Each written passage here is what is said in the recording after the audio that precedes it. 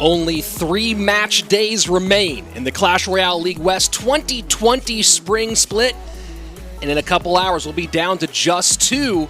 And speaking of just 2, we have 2 teams on the brink of making themselves the #1 seed in their division in our second match today. And in our first match, 2 teams that are still vying for a playoff spot. A lot of things could happen, could put them in there, and it's going to be an exciting one from top to bottom. Hello and welcome. I'm Rich Slayton, joining me as always, my friend Andrew Guy, to talk you through the action of CRL West 2020 in this spring split.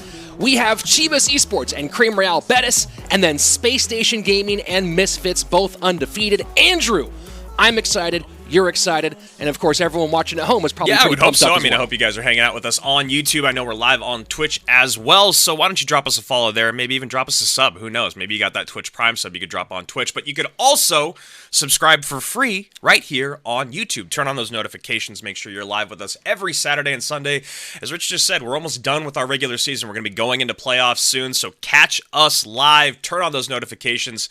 Saturday, Sunday, 10 a.m. on the West, 1 p.m. on the East, but you can also check us out on Twitter, at Esports Royale EN, if you want to follow along in English. I'm at Andrew Guy. That's at Rich Slayton. I think he's over there. I always forget. He's somewhere.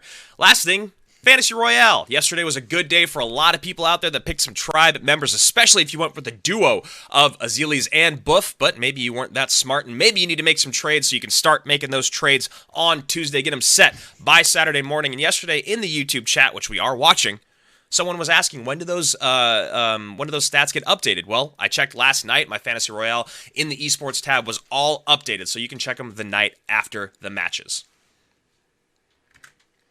Let's go ahead and jump into our first match of the day. And Andrew, this one, like all the remaining, has some pretty big implications. Chivas Esports and Cream Real Betis will kick off the first one today, and Cream currently at 1-1. 2 matches left to play between this weekend and next weekend. Chivas looking for their only win to keep them in the hunt. More on that later. And then on the back end of the day, the 2 undefeated teams in Group B in a match that will decide which team has the first seed and that first round bye in the playoffs. So that's going to be a huge one. And I just can't wait to see how those 2v2 duos match up and the big, high-powered, young, head-to-head stars from Misfits and Spacestation. Yeah, CRB and Misfits here are the only 2 squads that have only played 2 matches. And then, of course, Spacestation and Chivas have both played 3, but Spacestation's record is just a little bit better than Chivas' at 3-0 and Chivas at 0-3. So I'm wondering what's going to happen, because you were talking about how Chivas can technically stay in the hunt today. Obviously, with the loss, they'll be at 0-4. It seems impossible to make playoffs at that point. But if they win today against Cream, they're still actually in it, which seems crazy. But if you're a Chivas fan, that's amazing to hear. I mean, correct me if I'm wrong here. I mean, they had an amazing run in the No Tilt League Special Edition. All the Chivas fans were really excited about it. They were playing on national television in Mexico. And then here at CRL, it's been a more challenging road, without a doubt. But a 1-3 record, you have to keep in mind that there are still 2 other teams in the division, in that group, that could go 1-3. And one of those is right across from them today in Cream. Cream's only 1-1. A win here for Chivas keeps them relevant, but they have to win big because of those set and game differentials that will be a tiebreaker if Chivas stays in the hunt. It's crazy right here. You know, a squad that played so well before they came into CRL, now at 0-3, but they're still in it, and this is definitely the biggest match so far for Chivas Esports. Adrian Piedra, Anaban, Pompeo 4, and Richard coming out today. We'll see if we actually do get a little bit of Richard. Maybe Chivas wants to try him out, field him today. But either way, I'm very curious to see who comes out in that head-to-head set, because across from them, on the red squad, Pedro has been unstoppable in that second set. I mean, we've had so many good 1v1 stars during this season, and Pedro's been one of them who's been on fire. The big question here is, does Cream get back on track with their 2v2? They definitely need to make it work for them today against a team that can definitely beat them in 1v1 and can definitely beat them in King of the Hill. So they want to get out there firing early on. Belican, Diego E, Pedro, and Yarai. It's been Diego and Yarai, the 2v2 duo, the entire way through. We'll see if they stick with that here in their final 2 matches. And just got a note to make sure, Cream Real Betis with a win today, because of their win over Liquid as well, would clinch that 3rd place spot and clinch playoffs. So big stakes on both sides for Cream and for Chivas Esports. Huge moment for Cream, obviously wanting to clinch playoffs, but also not wanting to fall to Chivas and keeping them in the hunt, right? The best thing you can do right now if you're CRB is eliminate someone else in your group, and that is the position they're in right now. And you can see here we got Chivas Esports with a ban on Giant Skeleton, no big surprise there, and of course Cream Real Betis banning Tornado. And in case you're not familiar with the 4 gentlemen on screen for Chivas Esports, we got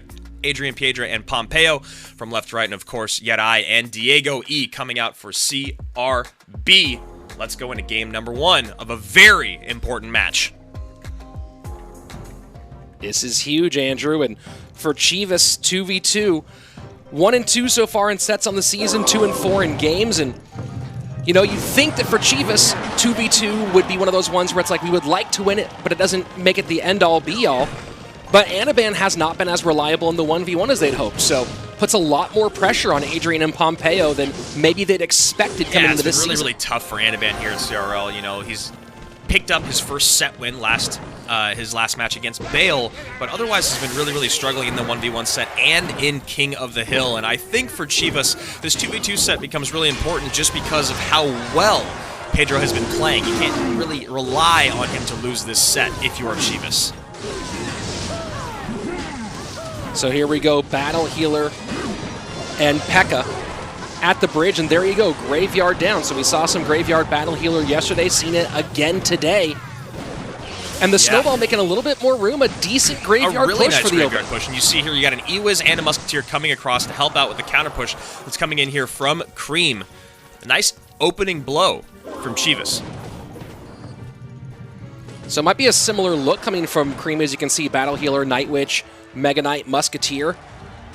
So it could be going a similar direction after seeing the success that was had with this yesterday. So after all that's said and done, go ahead. A lot of...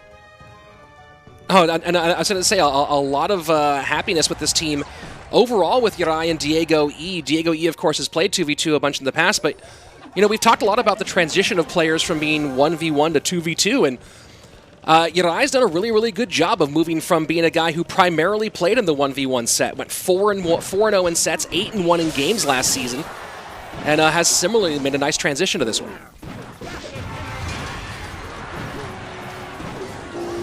So both these squads just kind of chilling, just waiting. Now we're in double elixir. Probably going to see a lot more Graveyards coming out from the bottom of the screen. Top of the screen needing to pull the trigger on their win condition, but you have to imagine it'll come relatively soon. The defensive freeze probably not ideal here for Chivas, wishing they could have maybe surprised Cream with that on a Graveyard drop. Maybe trying to push all the way through, though, and the Graveyard does come down, this time with some solid tanking, so the defensive freeze... Maybe it was almost thinking of an offensive freeze, like trying to support the push getting across the bridge, because here they go taking a nice chunk out, 955 across. So a situation where you usually don't like it happening, the freeze happening near the bridge, ends up working out pretty nicely for them in the long run. That P.E.K.K.A. there has just been a problem for Cream to deal with, because that P.E.K.K.A. is just eating through the Mega Knight, which is the big tank that they have in their deck, and of course also eating through that cannon cart when it does make it across the river. So a nice pull here on the Big Mama P.E.K.K.A. by Chivas, and that might be the reason why they take this first game. Final 2 minutes, sudden death overtime. Battle Healer, Cannon Cart, Musketeer, and Brawler. So a lot of healthy troops on defense and an opportunity now for a counter push. Let's see if they can get past the Big Mama and her swinging sword once that does come down here, and a Graveyard is in with a lot of tanks across the river. Defensive freeze, defensive poison should be pretty easy to clean up, except you see that Baby Dragon going to town on the tower and doing a bit of tankage, so not great defense now, just played by Chivas, and there's a freeze in response. That's a massive freeze. Battle Healer trying to make enough room for the Cannon Cart. 2 Musketeers playing defense, and the lead now in Cream's hands. Uri and Diego E. A minute 15 to work. Had to play some defense here and figure out who's going to steal this one. Andrew, this might come down to the wire. It really does seem like it here. So now Chivas back on the offensive. Cream pouring it in here on defense, because they know everything they drop behind this tower, they're actually going to be able to use as a counter push, because they know that Chivas is not going to use their only poison on offense. Battle Healer keeping all of that stuff alive. The bridge there, Baby Dragon healthy and on the tower. No, not yet. Poison down. Cannon Cart drops just a little bit early. A couple more skeletons. This is now in spell range. That's going to be it. There you go. Game number 1. Uri and Diego E battle back and take the first one for Cream. Like Adrian and Pompeo got a little too confident. They felt that they were in such a heavy lead that it felt they were like, all right, cool, we're in such a good lead. Let's focus more on defense instead of playing, you know, sometimes we say the best defense is an offense, and just getting that stuff down, pouring too much into offense when they were low on elixir. And then, you know, we were talking about it live in the moment. Diego and Uri recognized, look, they've only got 1 poison. Right? They've only got 1 big spell, so if we drop everything on the back end and defend, then we can double down as those units are crossing the river. So, for instance, you would see Adrian and Pompeo freezing at the river, but then Diego and Uri would hold certain high DPS units and drop them after that freeze came in, like the Musketeer. Very well played.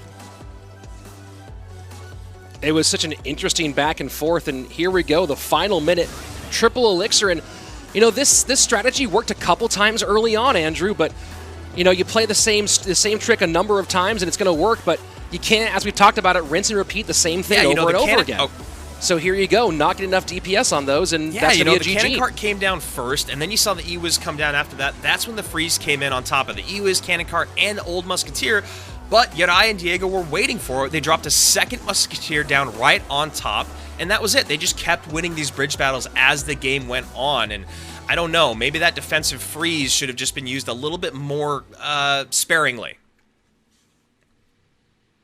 Yeah, it was definitely, I think we saw that 3 times, maybe 4 times throughout the game, and that's a great way to put it, Andrew. It might have been used a little bit more sparingly, and in the end, we were looking at that going, how do they break past the P.E.K.K.A? Yeah. Overwhelm. Completely overwhelm. And that was the name of the game for Cream in number 1, and now we're going to go into game number 2, and Chivas still has not found the answer to 2v2, and they're running out of times to try to answer that question. I could not agree more. I mean, Chivas has picked up 2 sets in this entire season, one 1v1 set and one 2v2 set, and they haven't been able to put those together in the exact same match. So obviously a lot of struggles here for Chivas as they've moved through their first 3, but I just don't know what the answer is in 2v2. It doesn't really make a lot of sense. Pompeo and Adrian, they're 2 very, very, high-skilled players. We've seen what they can do in 2v2 in past seasons, but for some reason, there's just something about them as a duo that just doesn't work. I don't know if it's communication. I don't know if it's just straight-up synergy, but something is off in the Chivas roster.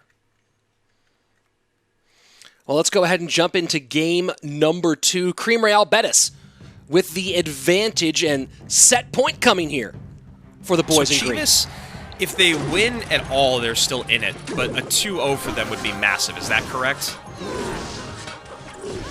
I need to take a look at the exact math. I believe a 2-0 is what they might need a 2-0 to actually stay within set differential range of Cream Real Betis. The math does get pretty fuzzy here at the end, but one thing for sure, Cream with a win, because they would have wins over both Liquid and Chivas, no matter what, would have that head-to-head and guarantee themselves a spot in the playoffs in that number 3. So Team Liquid looking very, very closely at this one. Yeah, Team Liquid not having the season that they expected so far, but still have time to turn things around and make it playoffs. So a big, big match for all those in Group A. Ewis should get a shot. And forced to spend a little bit extra. So here you go. You see Cream way behind on Elixir right now because of that extra when the Ewiz able to get behind the Dark Prince. Log and Skelly's putting them down a little bit. Here we go. First minute away, and Chivas has another early advantage. It has to be frustrating to be thinking that your fate isn't necessarily in your hands, so the defending world champions watching closely and hoping the ball bounces the right way. So far, though, things have been going towards Cream, and all they can do is hope that Chivas is up to the task. Yeah, I mean, it's always a tough spot to be in when you're sitting there waiting for other squads to either win or lose, and there's nothing you can do about it. So, again, a lot of teams, or all the teams in Group A paying very, very close attention to this, and if you're Cream, this is a big-time match for you. You need to pick this up. You want to be higher up on that bracket. Here we go, entering the final minute. Double Elixir time coming. 22:34 top right-hand side for Cream. 23:10 bottom left, and a miner goes to the outside bottom. And you see the high Ewas and Battle Healer. Can they get those two girls together to start healing each other? So Yorai and Diego E goes, all right, you're going to do that? We're going to play in the left-hand lane. They go Mega Knight plus Prince behind. Prince should be able to help with the damage a little bit on this P.E.K.K.A, but still, the P.E.K.K.A has been doing a lot of work for Adrian and Pompeo in these in both of these games. They're just not able to really turn that defense into the offense that they want. Inferno Tower, Dark Prince on defense. Ewiz with the Dark Goblin way behind for Cream to work against the Graveyard.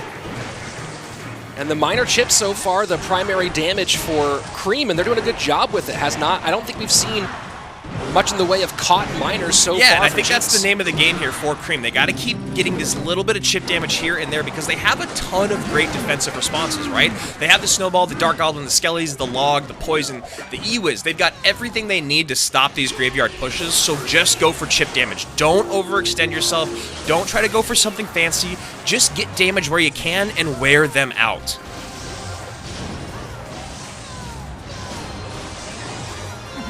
P.E.K.K.A Battle Healer, Ewiz at the bridge. Graveyard down for Chivas.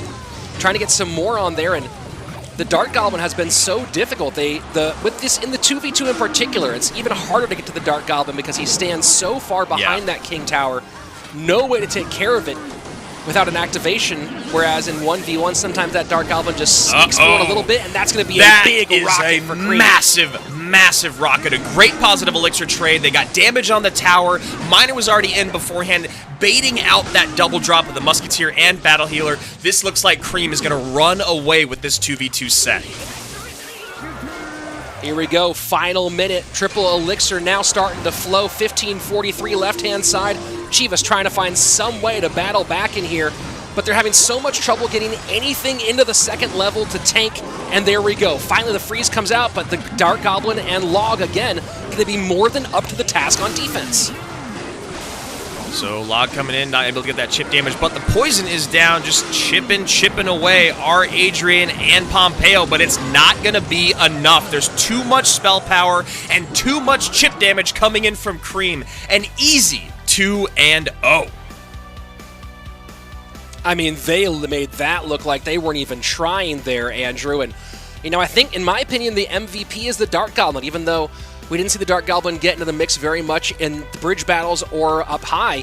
It made it so the Graveyard really just had no ability to create any significant damage. I'm wondering, and this is obviously something that I don't have in front of me right now, but I'm wondering how many times Chivas has gone back to the well on the exact same win condition.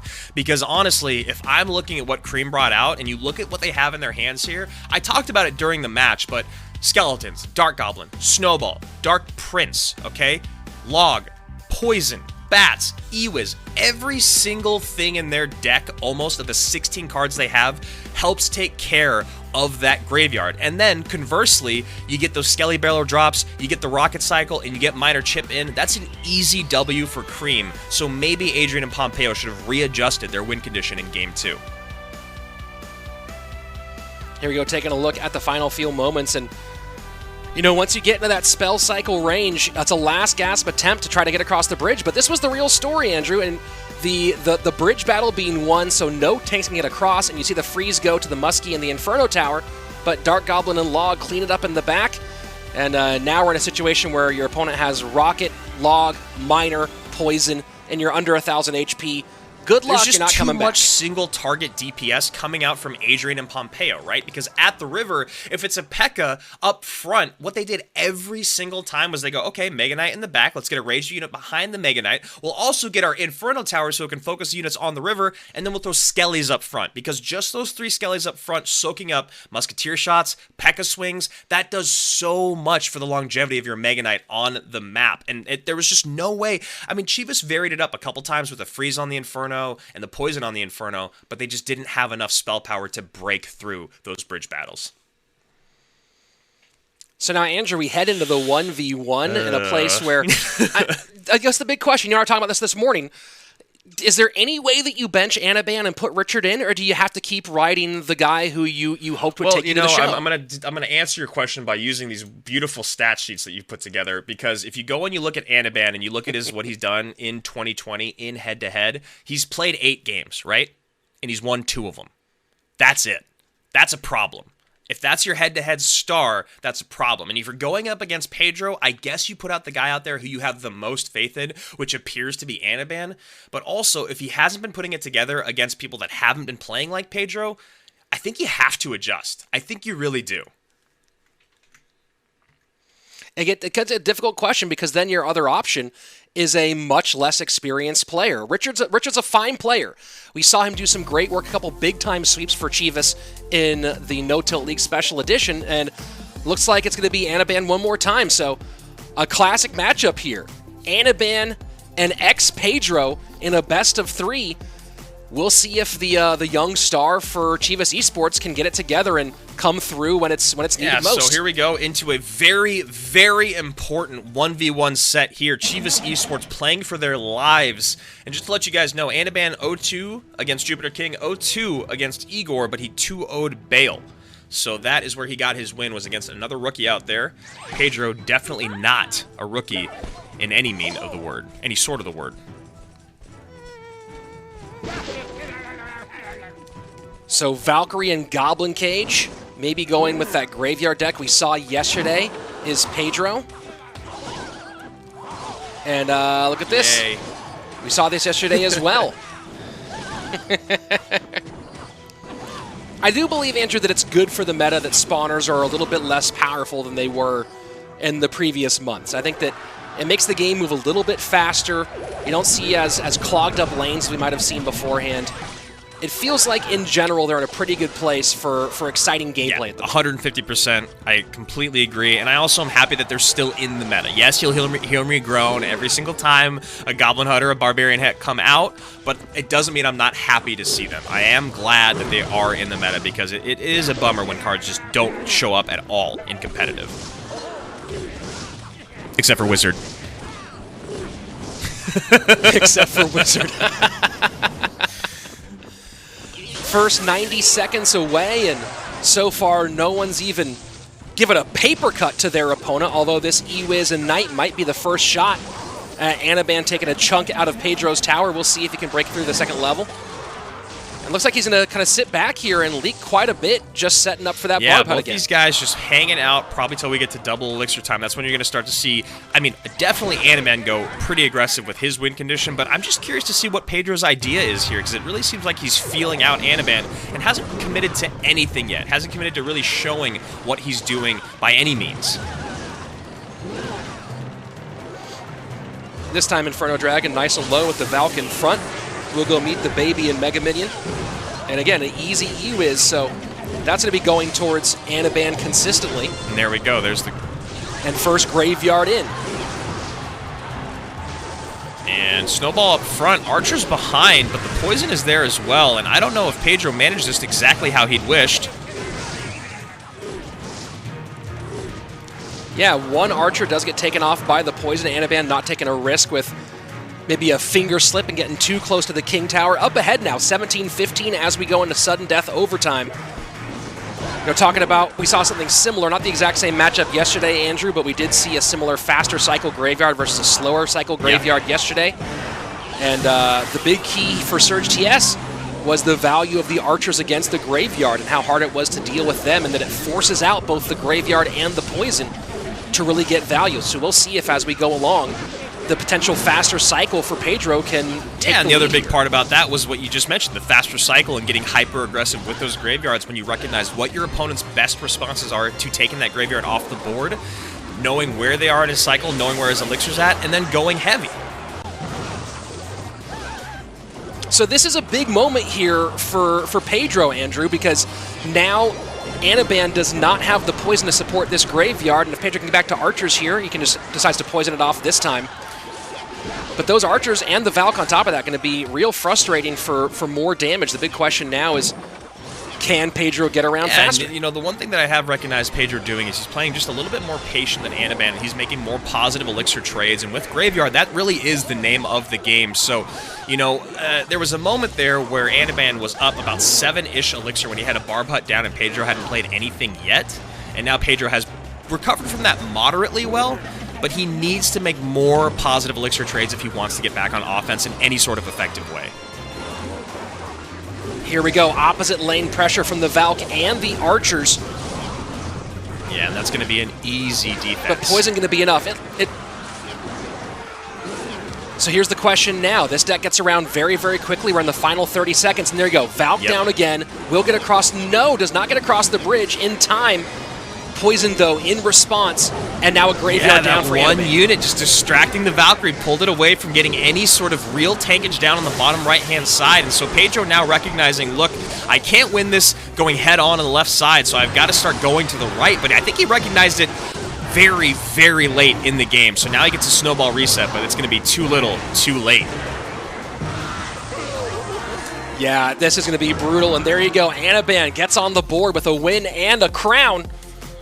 Very, very important for those of you who might have picked him this final week for your fantasy teams. And really, it felt, Andrew, like the clog into the lane with the Barb Hut, but then more importantly, the E-Wiz just making the Inferno Dragon almost an afterthought in this game and making it very, very difficult for Pedro ever to win a bridge battle. Really gave this one to Anaban. that Barb Hut just kept demanding more and more elixir out of Pedro in the lane that he didn't want to spend it on, right? He can't just ignore Barbarians, especially at the point where Anaban got 2 Barbarian Huts down. That was just trouble for Pedro, because Pedro needed to spend so much just to stop the Barbs from coming across and tanking for graveyards, or just getting on tower, that he was never able to truly switch lanes when he needed to. So very, very well played there by Anaban, recognizing he had the slower cycle, the slower deck, but played it very, very well. And Pedro just not able to keep it up. I mean, maybe it was just he needed to get his cycle around quicker, maybe split those archers in the back more as one of his cycle cards instead of playing them so up close on the tower. I don't know. It seemed pretty tough either way. Yeah, he played them high quite a lot, and he obviously knows better than I do on where those archers are supposed to go. But as we saw Surge TS do yesterday, he kept those archers for defense on the back and forced 9 elixir to be spent every single time that Ruben wanted to play a graveyard, right? And that turned out to that turned massively to his advantage. Unable to do it here in this situation, and so Pedro back to the drawing board for game number 2.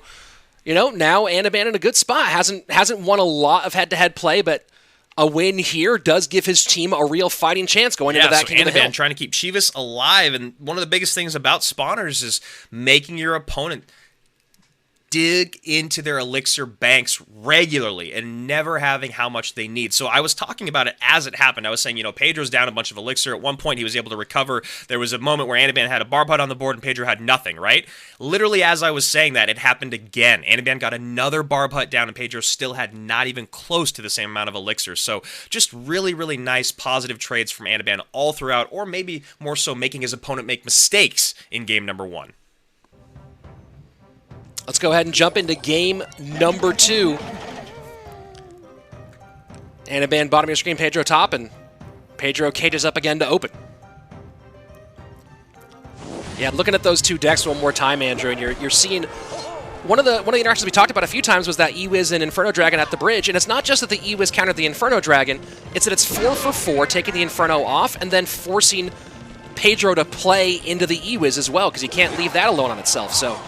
So many different pieces here between the Barb Hut and the Ewiz, just making things difficult. And I think that was going to be a tough one for Pedro, no matter how you absolutely. And some people here in the YouTube chat saying that's the Anaban we're looking for. Anaban snipe once again. So, definitely some fans of his here hanging out, and maybe Anaban going right back to the well after really enjoying how well that played in game number 1. And if Pedro's doing the same thing, he might find himself in trouble once again, wishing he had a larger spell to deal with the Barb Hut and being able to hold that poison for the graveyard.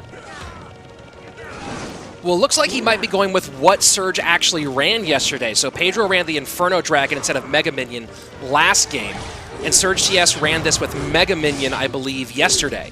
So switching it out, it's 1 elixir, it's faster, and you don't have that same situation where the Ewiz makes the card So this is a moment where if you're Pedro, you look at this and you go, okay, we've got basically the same thing that happened last game. I've got a little bit of a faster cycle. How do I prevent what happened before from happening again? And it's going to be all about controlling those Barb Huts and staying at an even elixir keel.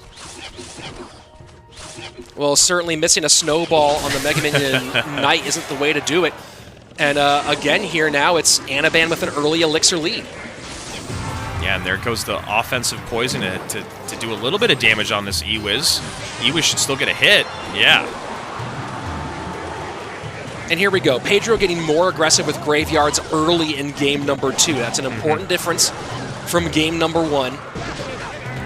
Forcing the poison to be spent on defense, and with this faster cycle, Pedro's going to need to try to find a way to keep pressure and sort of change the rhythm of this dance. Yeah, and one thing that he's already got is that Knight going in the right-hand lane to stop the Valkyrie. So if he can continue to get that Knight down away from all these other units, because that is the biggest tank, right? Now, obviously the Barbs from the Barb Hut provide a lot of tankage, but it's a lot different 2 Barbs than 1 Knight. And now we got the double. 2 Barb Huts down, so it's a flood of blonde on the left-hand side. And this is, again, that same moment where Anaban's like, look, you're doing okay, but I'm stacking elixirs, stacking huts, and you have no way of taking them off the board.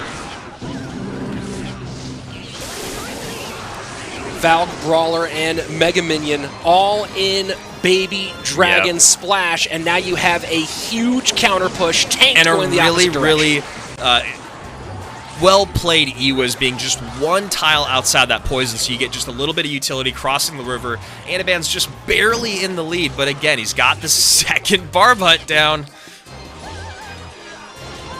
And those barb huts also do clog up and play some defense against the graveyards. Now, the one thing here is that Pedro doesn't really need to save his poison for graveyard defense with the archers, the Valk, the skeletons, even the snowball on top of it.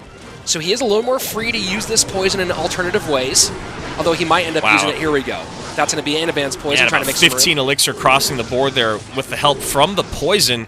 Barb does get a swing, so it was definitely worthwhile, and what's important to look at right now is the elixir. Anaban's still up, units on the board, Barb Hut's still alive, and now a second Barb Hut down. I just feel like there's no way Pedro can keep up with this. Valk trying to clear some of these barbs off the board. Graveyard down one more time. We are pretty close overall on damage at the moment, so this is going to be interesting in the final 40 seconds. So 40 seconds remaining. You have to imagine this is the moment where Anaban pulls the trigger on his last or second to last graveyard. There he goes. All things in. Enough for the graveyard. Graveyard is down. Poison now definitely in cycle, and the elixir's there. But the poison has to come down a little bit late here, so a lot of damage not done on that left-hand side, and now with the final 15 seconds, it is Pedro on the offensive, but back to another graveyard. Poison's down on the bottom left-hand side of the map. Poison down on the top left. Snowball comes in. This is a foot race. 902, 875. It looks like Pedro by a hair in game number 2. And Andrew, just a slight adjustment both in deck and strategy, and Pedro able to win this one by 129 and one thing HP. I think that was the big deciding factor in this game was that Pedro recognized that Anaban was not doubling down with a ground tank up front on those bridge battles, right? The Knight was being played low or in the opposite lane or to pick up something else, whereas it was just a lot of barbarians crossing the river, so his Valkyrie was doing work, getting exponentially larger value because it was taking all those barbs off the board. So very little tankage coming across the river. As that game went into double and triple elixir, Pedro with an incredible adjustment. Both of these guys 8K plus players, and we're seeing the skill level come out here. Game number 3 to come in a moment, but first, let's go ahead and take a look at some of the action from that last game, where Pedro, again, just tiny adjustments, Andrew, and that's all it takes to get the win here over Anaban. That first adjustment you mentioned was switching out that Inferno Dragon for the Mega Minion, and I'll be honest, that one elixir difference made a massive swing in this match, just allowing Pedro to even just get another spell down, right? Even just to get another poison down, another graveyard, or just get those archers back around in cycle for defense a little more quickly. That seemed to be a massive swing because, as you said, it was only 129 HP that decided this. Well, look at how late that poison came down for Anaban on the left-hand side. It couldn't come down any earlier, but it gave those skeletons and archers just enough room to play defense on the graveyard. That poison comes down 1 second earlier. That tick comes in 1 second earlier. And next thing you know, there's probably enough damage on that tower for Anaban to win this game. But the faster cycle, the pressure from Pedro does a great job of, like we talked about, taking control of when and how the action is taking place. And that was a big win for Pedro. And now he not only has set point, he has match point and a chance to clinch playoffs for Cream Royale and I think the other thing was at the very end of that game, Anaban decided to drop another Barb Hut down in the back with maybe 30 seconds left, instead of maybe going, look, I can defend out, I can poison out, or I need to double down and get a bigger push coming across the river so I actually have a tank for my graveyard. I think that last Barb Hut being played was just a little bit of an overcommit on defense because Pedro saw that and he goes, great, Barb Hut in the back, I'm going to get poison value, those barbs aren't going to make it across the river, I'm going to have a better chance at the bridge battle, and I'm going to win this game. So really nice adjustments once again from Pedro in game number 2. Heads up play, let's see who can assert dominance in game 3. Everything on the line right now for Cream. Good luck coming out from Anaban.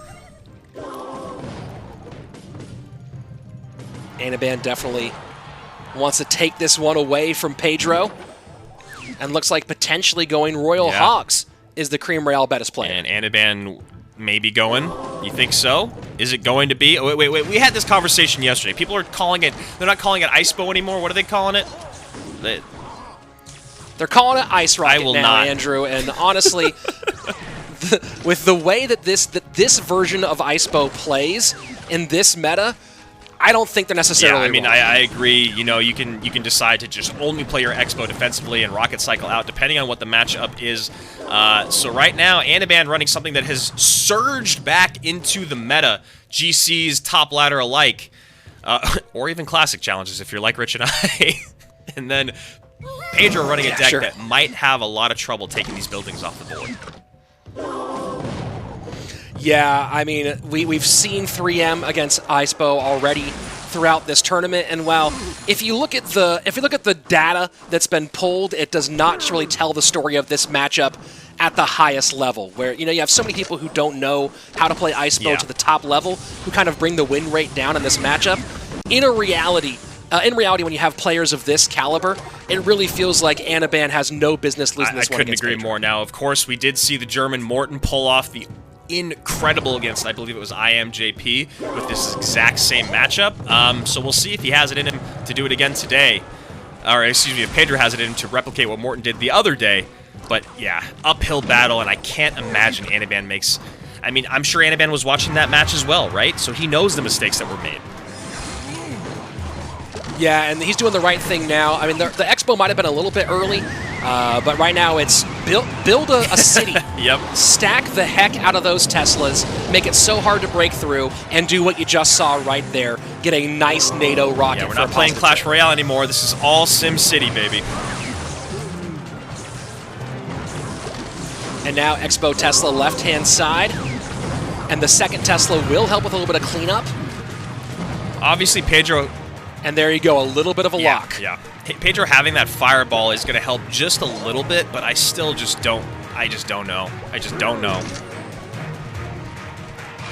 Well, Pedro needs to. What Morten did in the game against JP was get ahead by a decent amount early, and so far Pedro hasn't done that. He has not gotten very far ahead, and doesn't look like he will get very far ahead in the early stages. I mean, he's down to 1841. This is very different than that Morten JP match. And so, as the further this gets down towards triple, the more dangerous this gets. Yeah, I have to imagine that, one thing we focused on a little bit in that match was the early cycled Tesla at the end of the game it became the end of the game, but Morten really took advantage of that. I can't imagine that Anaban makes the same mistake either, especially playing against what he knows the deck is. He knows the fireball's on the board, so cycling that Tesla early and safe is good so he can get a second one down, which is maybe what JP was going for, but he just got overwhelmed.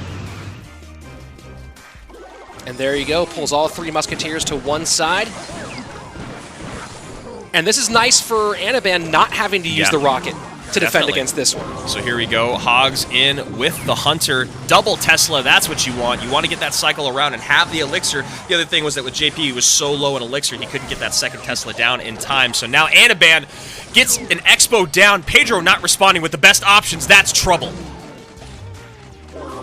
Yeah, that's not gonna close it out quite yet here, but it's gonna put it pretty close into rocket range. Fireball trying to help him make some room for these piggies, but Log, Ice Wiz, man, this is just brutal for Pedro. You see a Heal Spirit come down followed by Skeletons to meet an Expo, and you know you're already in trouble. Pedro low in Elixir, 726 remaining, less than 2 rockets away. There's the Log. Anaban in a very, very good position. Sets up low with the Expo, and nice enough to pull those piggies. Gets the Tesla down as well, but Fireball Cycle not going to beat out Rocket Cycle. Here we go. One more rocket will do it. And Team Liquid has to be looking at this very, very excited. This is what they want. There you go, Fireball in, which means the rocket's going to be coming right back around very, very soon. Doesn't even need it, to be honest. Going to just play... Oh, never mind. There it is. And we are going to King of the Hill. Wow. Wow, what a deck. 2 nasty deck choices from Anaban here in this best of 3. Pedro has to feel like he's completely trapped, shackled to the floor with these two, and Anaban now looking to play spoiler and hope that he and Chivas can upend Cream's season and give Liquid a chance to slide on in. This is going to be a real one for Chivas in the sense that every single time they've gone to King of the Hill, they've gotten swept. So maybe now they can turn their fates around in this third and final set.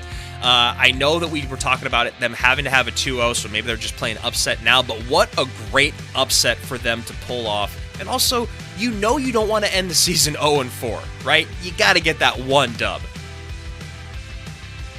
Yeah, there's a lot of pride on the line for sure.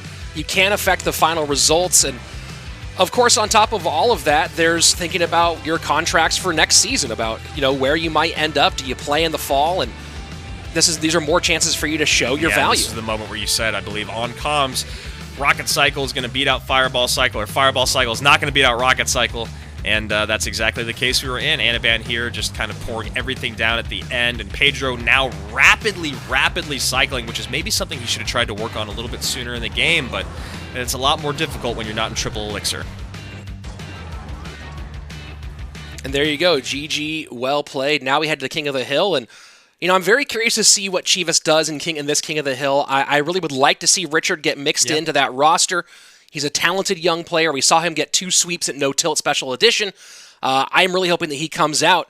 And then for Cream, the one player we've seen very, very little of this season is Belican. And I'm very curious to see if he shows up in King of the Hill. I'd really like to see Belican, I think, in the first spot. I think you let Pedro go play the closer. He seems to be the guy that plays the best under pressure, and he also seems to be their best head-to-head guy. So, let him take a break after that 1v1 set. It's the first one he's lost. Let him go regroup, and hopefully he can close things out for you in King of the Hill. And, and on Chivas' end, I'd love to see Richard come out. I'd love to see him in that first spot as well. Belican Richard as the first match would be a great King of the Hill. And I think, again, if you talk about next season contracts and things like that, Richard probably really wants to get out there and show what he can do here at CRL West. Yeah, he's one of the rookies we've seen very, very little of. And, every single opportunity on screen is a chance for you to get people to know about your skill level, get people to know about you more, and help build yourself as a player and as a figure in the community overall. So we'll see if Richard gets his chance to come out here for Chivas. This King of the Hill gets interesting, Andrew. In No Tilt League, Chivas did a great job of deck picking. Their matchup advantage was very, very high throughout No Tilt. It hasn't been as good throughout this season of CRL up until this point where Anaban played that brilliant best of 3, brilliant deck selections here against Pedro. So I'm very curious to see how their analysts come through in this King of the Hill set. Especially not knowing who they're going up against. The weird thing about Chivas is that, despite having so much success with their deck picking and in their matchup in No Tilt, for some reason it hasn't worked out here in King of the Hill. Now, obviously, King of the Hill makes a very, very difficult set to kind of put your opponent on a deck because it's just a 1 in, 1 out. You get one shot, one opportunity. Don't worry, I won't do the whole song. But, you saw them start off with a win in their first King of the Hill, but then they got swept, right? And then in their second King of the Hill, they just got swept. So Richard has played once in head-to-head, but the biggest thing here for Chivas is just getting that W, I think, in the middle. Right? Getting it in the middle so that you just don't have this run every single time of you get 1, you lose 3, or you win 0, you lose 3. Got to get him win in the middle, maybe second game.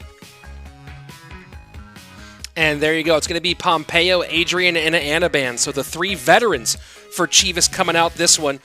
We will not be seeing Richard anymore this season. On the other side of it, Diego E., Belican, and Pedro. Yarai not in the mix. A bit of a surprise here for me.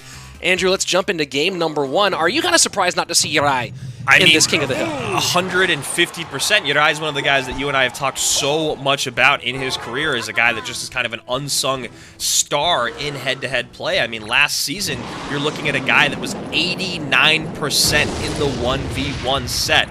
Yes, it wasn't as strong in King of the Hill, or he wasn't as strong in King of the Hill, but that's still a guy that I think you play anytime that your team has an option to put him in head-to-head.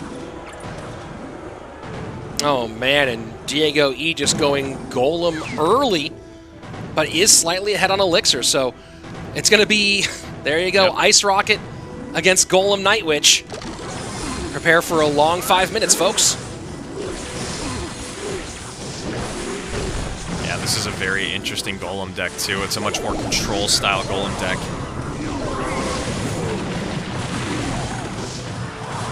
Which, when you're not trying to cross the bridge, who cares if your opponent's playing control? So, Pompeo. So, first minute, 50 I was going to say, so Pompeo out to a lead with that really, really nice defense. And, Even though he golemed up in the back first play, Diego E, not in any real trouble yet.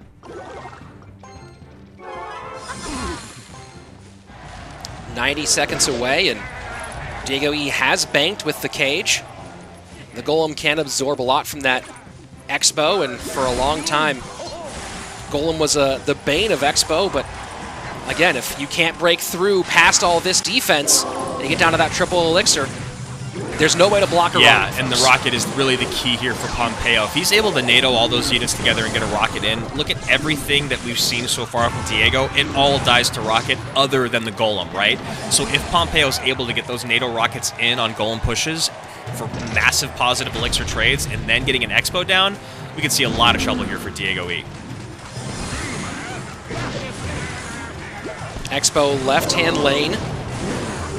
That Golem is pretty far to the outside, but the Brawler will pick up easily, and Bar Barrel breaks on through. No connection on the left-hand side, and a decent amount on the board right now for Diego. On the board, and things kind of split up here for Diego, so not able to NATO rocket anything together is Pompeo, but still playing a very, very nice defense. And those high skellies actually turn the Night Witch around. Beautiful interaction there from the Chivas representative. And now Golem right into the Expo on the left-hand side.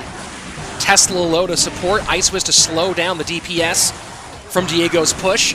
Going into sudden death overtime, and so far it's been a near stalemate, except for that 1934 on Diego's right-hand tower. Exactly. You go opposite lane, you keep making it so your opponent is never truly comfortable, and especially because he's playing against Golem, he wants to make sure that he never has enough elixir to comfortably Golem in the center of the map, making it so neither Expo can be a threat.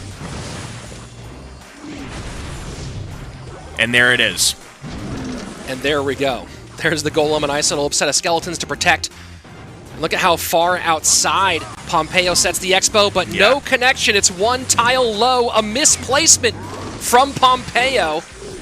Unless he's just using this for a defensive purpose to get the second one in between that Expo and Tesla, which might be the plan. Lightning comes in, very healthy Golem going on through the tower, but Tornado's still in hand. Now maybe able to get back around? No. There it is. That Ice Wizard doing wonders for Pompeo right now. Wow. Final minute, triple elixir, and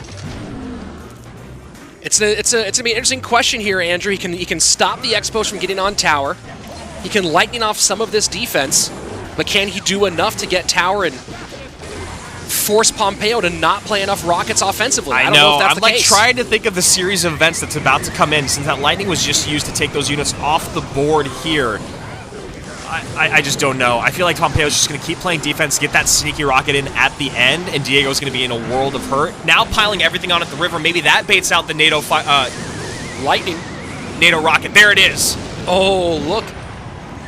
That lightning was absolutely massive, Andrew. Cleared out so much damage on tower. This is what Diego E needs to do right now, is continue to force the rocket to be spent not on his tower and try to get a head damage more than his opponent. Log does not get the tower. Rocket's going to be there. Lightning comes in, and wow. Wow. NATO. The NATO's going to take it. NATO's going to take it. My goodness, the NATO. You knew the damage was going to come in. You were wondering when he was going to pull the trigger on it. 22 HP. Whoo. Unbelievable. Beautiful game by Diego E there, and just recognizing, hey, that difference when the rocket came in and the lightning at the same time, they were so insanely close, but the NATO in cycle for Diego E enough to do damage and steal that win by 22 HP. I mean, what a there's game. Just so many things that Diego E did right in that game. Same with Pompeo. You know, one of the things we talked about was that Expo that was played one tile off. Doesn't really matter, right? Because it ended up playing defense entirely anyway, and it actually baited out a lightning on the other side of the map. So whether it was or was not doesn't matter. But what does matter is Diego E's recognition of timing and how Pompeo was able to defend.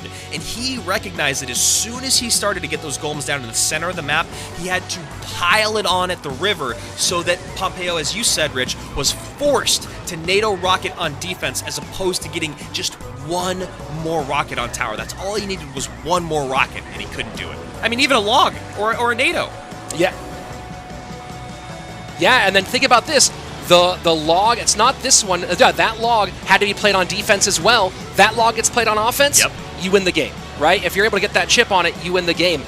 But nice use of the lightnings in triple elixir. We didn't see a ton of it beforehand, but in triple elixir, nice use and placement and not getting overly aggressive with the lightnings, right? Using them to deal with the buildings first, and then once he had triple, he could cycle back to it very, very quickly, then using it for troop and Pompeo played that really, really well. He was defending so well, but Diego just recognized, look, I've got a 1 centimeter lead on you, and I cannot let it up. And I'm just so impressed by both those guys. It hurts to be Pompeo, and that tornado doing damage now. We've seen it pull through a couple times here at CRL 2020. Let's go ahead, jump into game number 2. Adrian Piedra up next for Chivas Esports. Diego E with 1 win so far for the guys in green.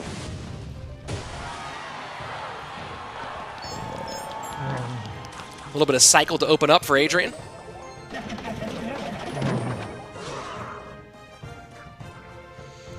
You know, thinking about that last game, Andrew, you had the rocket on the early cycled Night Witch, right? And from that point on, one thing Diego E did really well that we didn't talk about enough was not give rocket value from a troop perspective way back there. Not give opportunities to, again, get damage on tower and get a big troop like that off the board. So really, really nicely played by Diego E once he recognized that situation. I think every time that he did even offer that value, it was, you know, at the expense of what was going to come across the river. So, you know, also painting Pompeo into a corner of being like, look, I could maybe steal value here, but I just don't know if I'm going to have enough elixir to defend that golem push because, again, not a ton of damage on the ground for Pompeo. But here we go. Diego E, Adrian Piedra, and Diego decides to go to Graveyard and away from golem. Yeah, Adrian going with the second Graveyard deck that Pedro ran in the 1v1 set. So this one's been very popular this weekend.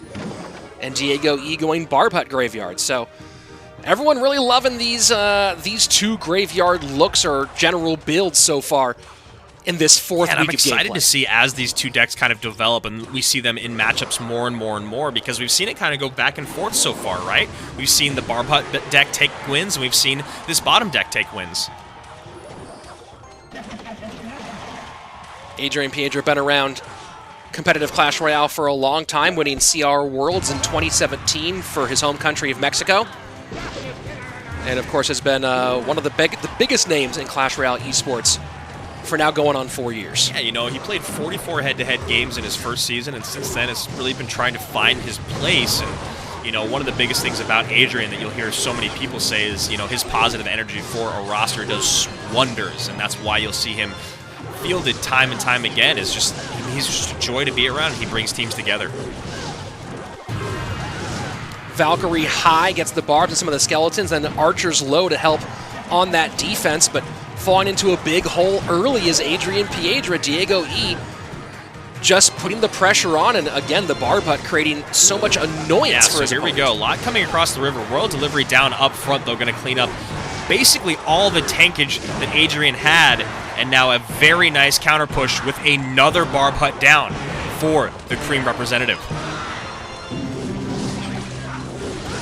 Graveyard in, a whole lot of tanks across, and they are tanking for the Graveyard, and now the poison does get the Archers as they step up into range. And another nice chunk for Diego E with 1:50 left, firmly in the lead, firmly in control. Another really frustrating thing about the deck that Diego E is running is those barbs provide so much tankage across the river that you're able to drop these musketeers up really high and win the next bridge battle that technically hasn't even really started yet. Graveyard opposite lane, Baby Dragon and Delivery going to work on defense. Musketeer helps out and then goes to support the right-hand side, poisoning that off is Adrian, and choosing to play defense with troops. Archers in the back against this Graveyard. Surprised on that poison the right-hand side. It is, you know, a tower that he doesn't need to focus on, doesn't really honestly want to focus on, and then not having that poison on defense just doesn't seem like the correct decision-making here from Adrian. Adrian now trying to force this game into the left-hand lane. Does want more elixir spent on this side than that 774 on the right-hand side. And Diego E can just be content to play defense over here right now. He can lock it down. He knows Adrian's not going to push into that right-hand lane, or at least is very unlikely to. Yeah, so just like you're saying here, Diego E just playing a ton of defense here. The snowball is going to push that Musketeer away, so a really nice snowball there from Adrian to kind of free up the lane, but still does not create much room. And looks like Adrian is going to go to the right-hand lane, try to capitalize on a little bit of counter-push potential, but will it be enough here? Baby Dragon Poison, and the delivery has been such a big piece of this deck for Diego E.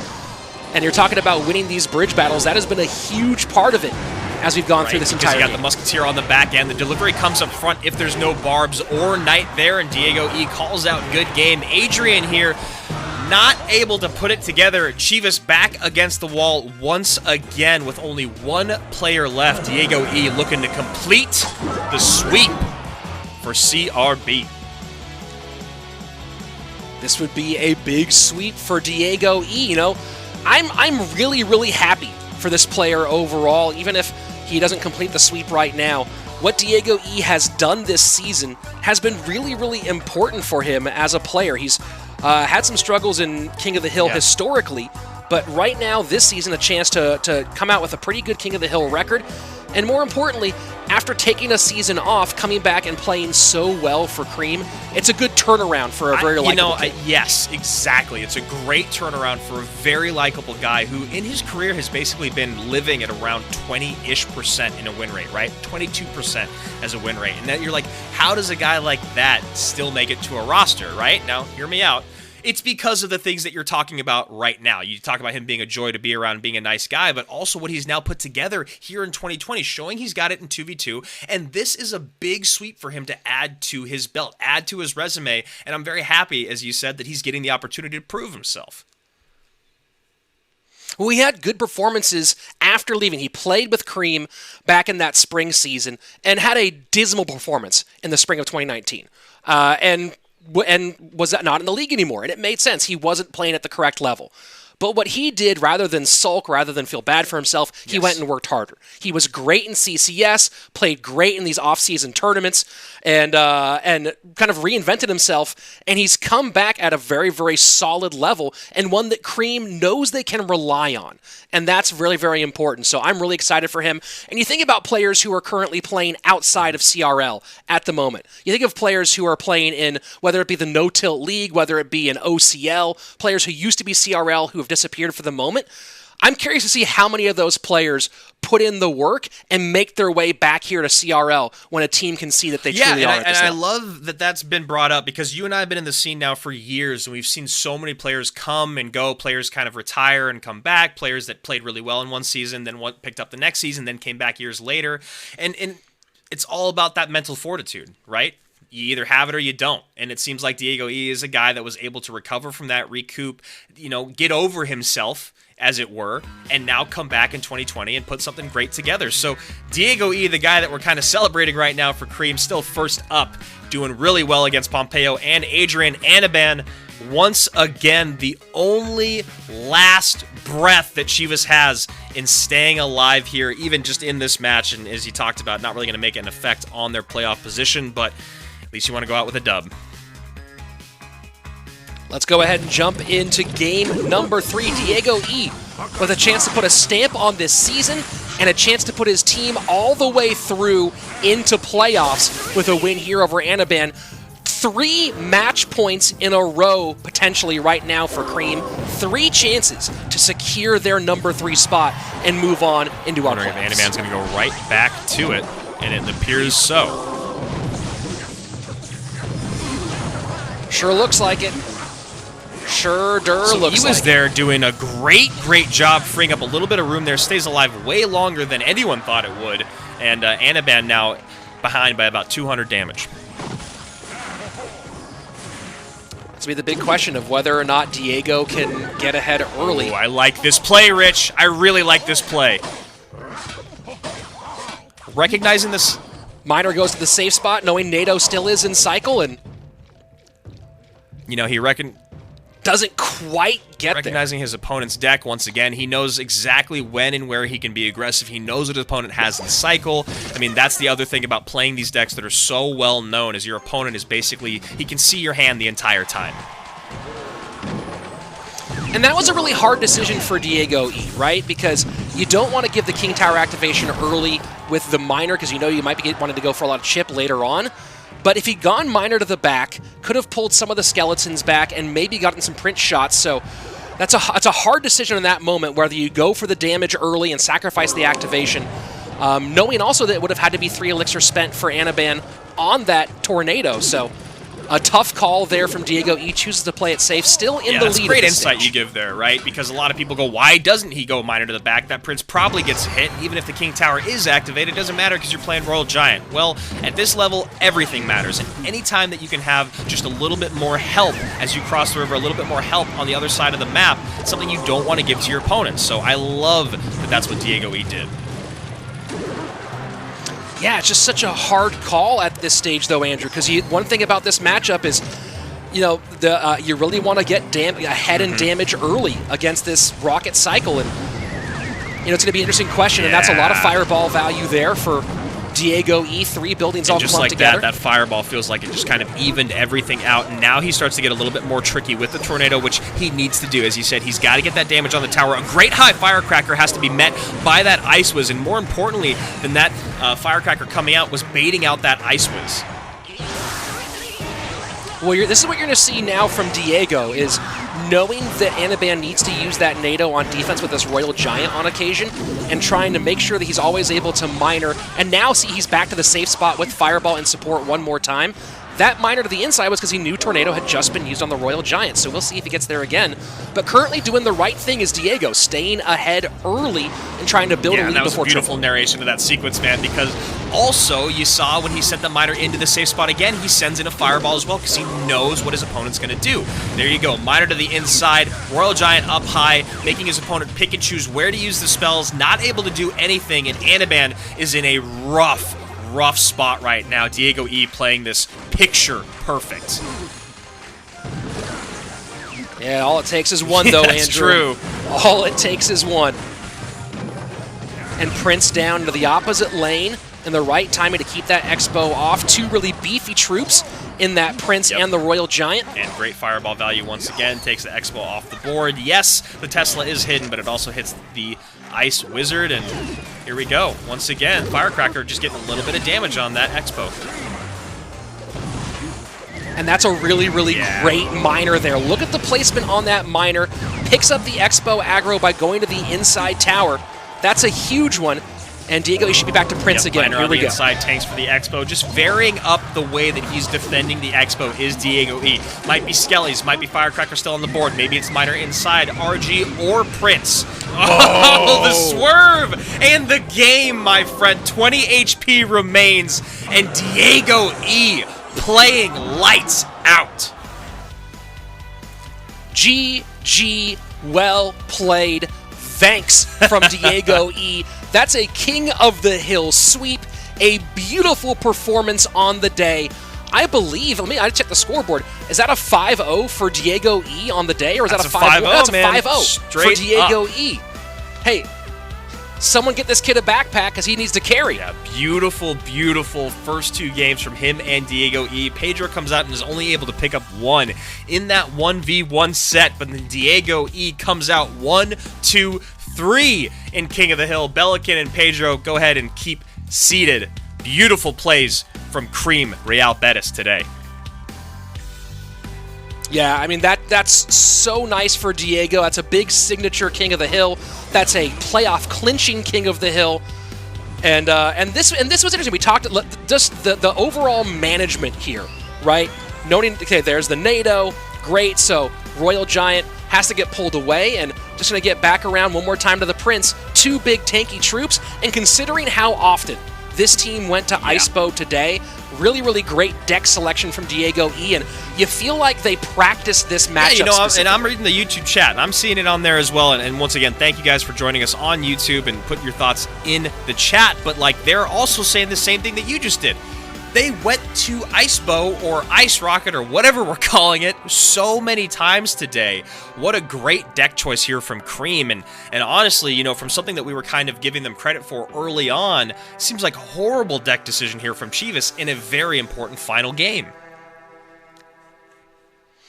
Yeah, I mean, I'm a little surprised to go back to that well one more time. Maybe the idea was they can't imagine we'll go here again, but it's you're one game away from Cream closing it out, and you kind of feel like it almost seems like, of course, Anaban with that personality, with the guy who likes to punish you and make things hard, BM afterwards.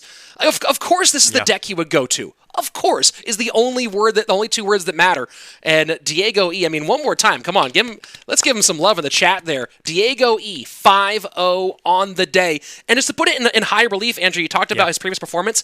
His first season in CRL, a 15% win rate back in spring season. Worked so hard, and now he's back and does this to clinch things for Cream. A lot of respect to the young guy. Big moment here for Cream. Again, being a squad that's only played 2 matches all the way through week 4, this is a huge amount of pressure. And I'm sure they've been listening to our broadcast, and I'm sure they know all the things that we're talking about with clinching and set and game differential and head-to-head differential, and they know where they're at. They see exactly what Group A looks like. They see the people that have pulled away, and this is a massive moment for them. And again, you talk about squads doing it with 3 players. Today, they did it with 2 technically, because Pedro wasn't able to get that set together, but 3 players all in all, very well done by CRB. Yeah, just wild that they were able to put it together the way that they did, and when Pedro fell, it really felt like momentum was going towards Chivas a bit, right? You have a very experienced roster.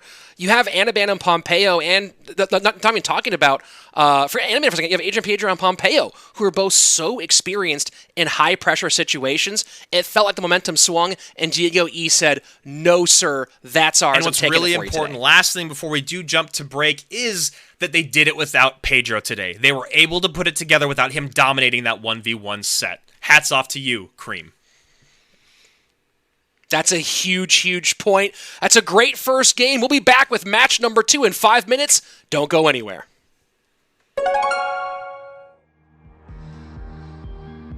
Let's go! Welcome back to the top 5 plays of CRL 2020 as we look at week 2 of the spring season. This season really has the largest deck archetype pool that we've ever seen in CRL. We're halfway to playoffs, so make sure you subscribe to Esports Royale and click that notification bell so you know exactly when we drop another video. Let's dive into the Clash Madness with Air Surfer Misfits Gaming against Renin Kava of Pain Gaming. In their first match, Renin Kava shows ultimate dominance by playing a Prince of the Bridge, taking advantage of the fact that Air Surfer had used his main counters, Guards and Goblin Cage. Air Surfer doesn't take that kind of disrespect though, and in their next match, he says, hey buddy, I can do the same thing. Air Surfer sees Renin Kava playing his Magic Archer, and knowing that's his best counter to Graveyard, Air Surfer goes in and dominates Renin Kava's Night Witch and does massive damage, eventually winning the match. Next up are 2 all-star 2v2 teams, Spacestation Gaming versus SK Gaming. It's the tiebreaker that will decide the set, and Morton and Sam have a huge lead, and it's not even double elixir time.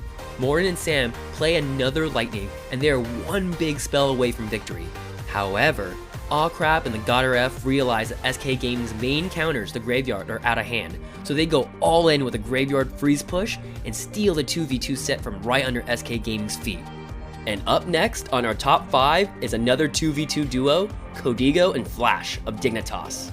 Codigo and Flash have really got this 2v2 thing figured out as they unleash everything they have at the bridge and rage it all up right before time runs out. Normally you don't see Rage used much in CRL, but in 2v2 it can get insane value, like in this interaction where the Prince quickly takes care of these 2 skeletons, when normally it would take him forever. The Prince then Rage charges right into Cream Real Betis' tower, winning the game. Next up, we have the incredible Igor of Team Liquid winning all 5 of his matches. Welcome to Igor Royale. In this match against Pompeo, we see Igor just having incredible mind reading skills as he pre-places his own miner to counter Pompeo's miner. Both competitors had very similar decks, but Igor just knew exactly where Pompeo was at with his cycle and how Pompeo would play it. And with our last play highlight, I don't want to stroke his ego, but we're right back with Igor Royale. In this ridiculous matchup, Igor is playing the Icebow deck against Anaban's Royal Giant Earthquake deck. It's like Anaban practically sniped Igor. However, Igor literally does not play a single offensive Expo and instead plays perfect defense. He has his Tesla dodge Earthquakes, He does perfect Ice Wizard tornado pulls, but most importantly, he rockets over and over and over and over again, decimating Anaban. I would have never believed you if you told me Misfits Gaming and Dignitas would be rocking the top of the standings after week 2. While teams like SK Gaming are currently in the middle, it feels like anything can happen this year. Be sure to drop a comment below and tell me what you think about this week's top 5.